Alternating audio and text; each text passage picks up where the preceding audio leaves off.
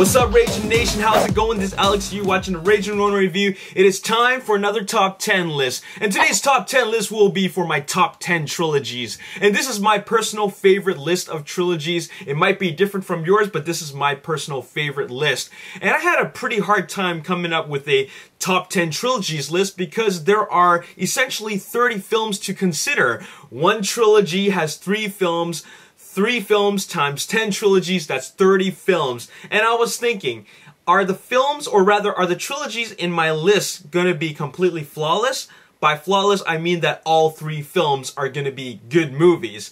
You know, a lot of trilogies have a weak link. For example, I don't know, Iron Man. I always thought that Iron Man 2 was the weak link, and in the Spider-Man trilogy, you know, the Sam Raimi trilogy, I always thought that Spider-Man 3 was the weak link, and a lot of people will agree. And that's why on the Ragin Nation Facebook page a few days ago I posted a question, and that was, which one of these movies is the better movie, Iron Man 2 or Spider-Man 3? And the main reason why I asked that was because I was just trying to find out where these movies fall in, where would these movies fall in my top 10 trilogies list. And another question that I asked was, which trilogy would be the better trilogy? The Pirates of the Caribbean trilogy, you know, the first 3 films directed by Gore Verbinski, or the Matrix trilogy? Between the two, which would be the better trilogy? And that was a tough question for me because I think they're both unique in their own way. But anyways, without further ado, let me give you my top 10 trilogies list. And I'm going to start it off with number 10, and that would be the Spider-Man trilogy, the original Spider-Man trilogy, of course, directed by Sam Raimi. And the weak link in this trilogy is Spider-Man 3. But I love Spider-Man 1. It was a great origin story. Spider-Man 2 really took the character to another level, and the action got brought to another level. And Spider-Man 3, while it was not a great closing, it still had its moments. So Spider-Man 3 is number 10 in my top 10 trilogies list. Number 9 would be the Iron Man trilogy. I love the origin story that Iron Man 1 is, and Iron Man 2 is the weak link. Okay, it just felt like Jon Favreau wasn't exactly sure what he wanted with this with the second movie, but he still had a fantastic finale for the second movie. But the third one, directed by Shane Black, he really just explored more into the Tony Stark character, and I thought it was a great conclusion for the trilogy. Alright, so that's number 9. Moving on, let's do number 8, and that would be the Terminator trilogy. And the weak link for the Terminator trilogy is, of course, Terminator 3, Rise of the Machines. I forget who directed that. I think it was Jonathan Mostow, but of course the first 2 were directed by James Cameron, and James Cameron came up with a brilliant story for Terminator 1, and then he just upped the ante on the action and the visual effects for Terminator 2 Judgment Day, and just giving it an even more fantastic story compared to the first one. And then the Jonathan Mostow directed Rise of the Machines. It was full of action. It just had a lot of action, and while it did keep the essence of a Terminator movie, I felt that it lacked a little bit of substance that the first 2 Terminator movies had, directed by James Cameron.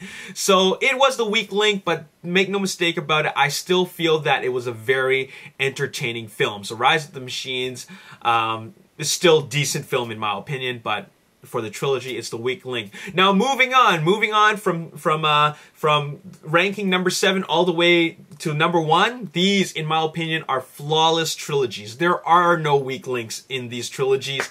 And we're gonna do number 7, and that would be the Bourne trilogy. Jason Bourne, Bourne Identity, Bourne Supremacy, and Bourne Ultimatum, directed by Doug Liman and Paul Greengrass, took over for Supremacy and Ultimatum. And I just thought they got progressively better and better and better up to the finale at Bourne Ultimatum. What a great film. I think that Bourne Ultimatum is actually one of the greatest action films of all time. Like, it's somewhere in that top 25 or top 10 list, okay? It's just a great film.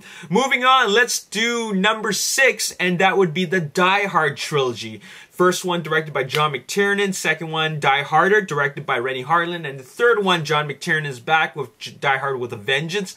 I love the John McClane character in the Die Hard trilogy, and they kept it nice and R-rated, okay? After Die Hard with a Vengeance, you know, we got a new John McClane and became more PG-13. So it kind of changed a bit, so I'm not going to include those. I'm talking about the original Die Hard trilogy. We're talking about Yippee-Ki-Yay Mother...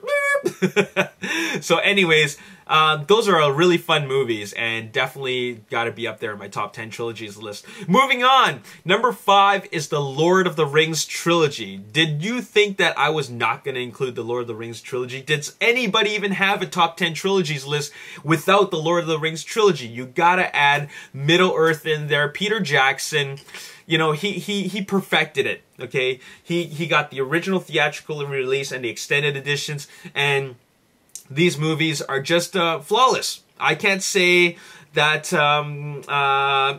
anyone is really more superb than the other. They all have their strong points, but in my opinion, Return of the King was my favorite just because it was just an epic finale, all right? And it had just a really, really amazing and exciting stuff. Okay, moving on. Number 4 is the Indiana Jones trilogy. Raiders of the Lost Ark, Temple of Doom, Last Crusade. These are all great films. I'm definitely going to exclude you know, the Kingdom of the Crystal Skull, just because, well, first of all, it's a trilogy, and we're talking about Indiana Jones in his prime. You know, Steven Spielberg directed, George Lucas produced, and what a great character. This is one of the most iconic characters of all time in movie history, and the excitement levels that Steven Spielberg brings is just somewhere that's right up there, all right? You know, there's a brand of excitement that no other director can give us, so that's a lot of fun. Number 3 would be the Back to the Future trilogy, produced by Steven Spielberg and directed by Robert Zemeckis. And while Back to the Future 1 is the best one, I still feel that the trilogy as a whole, from Back to the Future 1, 2, and 3, it was just a great, you know, story. Like, if you watch the movies all from 1, 2, and 3 consecutively, you just feel the story arc of the Marty McFly character and Michael J. Fox in his prime, and you have memorable characters like Doc Brown and even Einstein, the dog. You know, you just come to love these characters, and I felt that it had a great conclusion, even though you know, Back to the Future 3 might be everybody's least favorite, but still, you gotta admit that the way they began it and the way they ended it was just perfect. All right, so there you have it. That's number 3. Number 2 is the original Star Wars trilogy. We're talking about Luke Skywalker, Han Solo, Princess Leia, Chewbacca, R2-D2, C-3PO, all these great characters all rolled up in this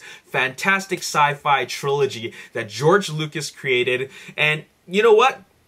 These movies all had 3 different directors.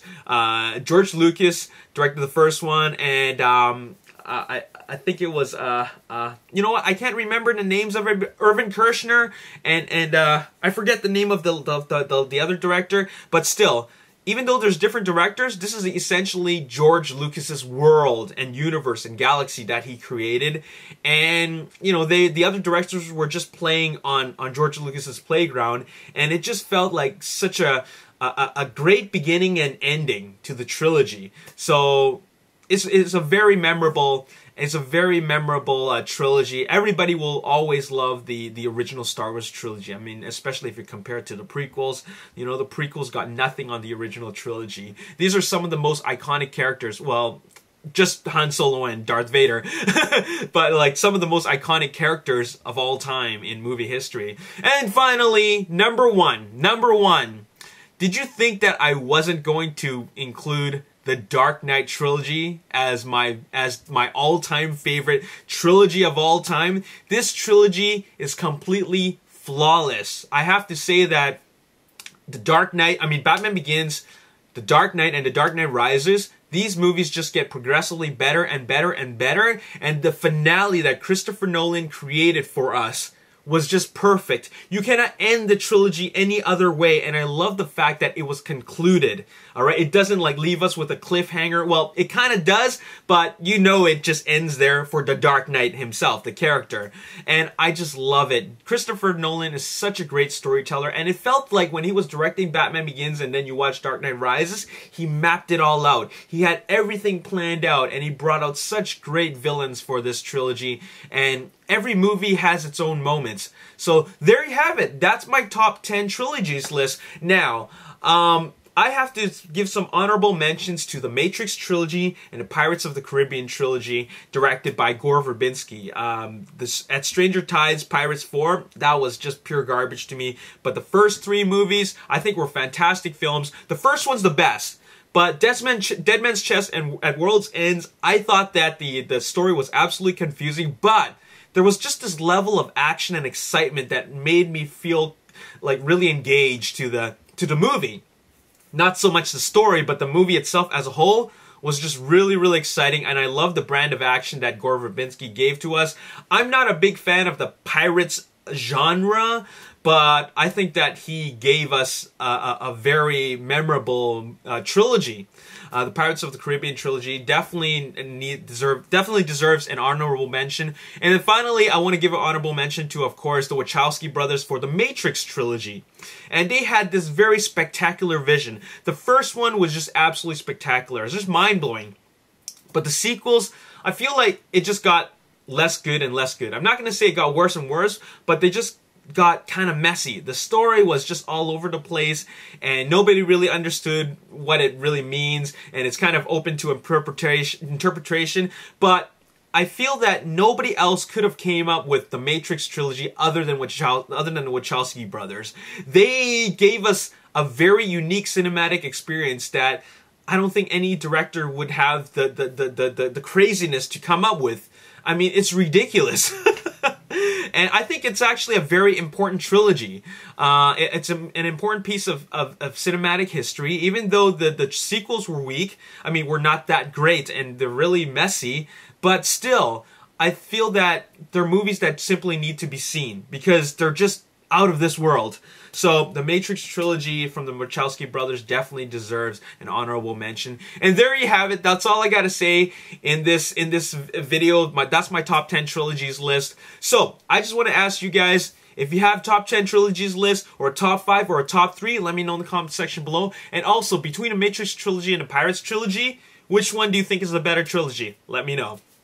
As always, if you enjoyed this video, hit the like button, subscribe to the YouTube channel, like me on Facebook, The Ragin Nation. Also, follow me on Twitter, @Ragin Nation. There's more top 10 lists coming up, and my top 10 list for the next video will be for my top 10 favorite movie scores. Thanks to Ben Madison for the suggestion. That's going to be a really good one, alright? It's coming up. As always, oh, I did that already. My name is Alex Yu. Thanks for watching. I'll see you next time. Peace. Threat, and that is the Dark Elves. And one thing that makes Thor the Dark World story a little more unique is that now they got the origin story out of the